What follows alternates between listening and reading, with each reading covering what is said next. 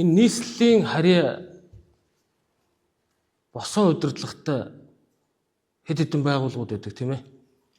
Энийг татан буулгах бичгийг өнөөдөр амгалан надар зурулж Монгол Улсын засгийн газрын хэрэглэх газар руу явуулъя. Туулах юм бол нийслэлийн бүртгэлийн газрыг татан буулгая. Нийслэлийн хүүхэд гэр бүл залуучууд хөгжлийн газрыг татан буулгая. Яг гэвэл энэ дүүргүүд дээр энэ чиг үүргүүдийг хэрэгжүүлж байгаа шууд харьяа агентлагууд нь удирдлага мэрэгжил арга зүгээр хангаад явах бүрэн боломжтой.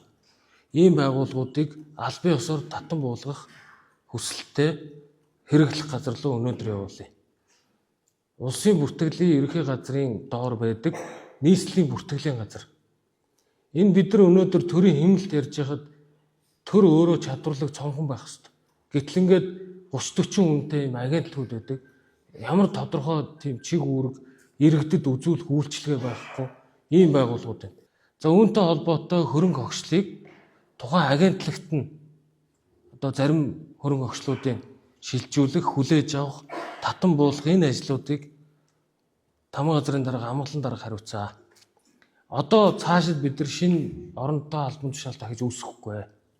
Хүүхэд гэр бүл хөгжлийн газар гэхэд одоо нийслэлийн агентлагт миний ойлгосноор 38 9 ажилт гэж.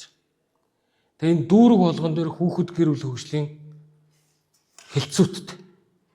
Тэгээ энэ байгууллагууд тэр дүүрэг дээрээ байгаа хүүхэд гэр бүл хөгжлийн талаарх бодлогоо хэрэгжүүлээд тэр хүүхдийн хүчирхийлэл, хүүхэд хамгаалал тийм ээ энэ бүхэнтэй холбоотой төрийн бодлогыг хэрэгжүүлэх чиг үүргийг хэрэгжүүлье.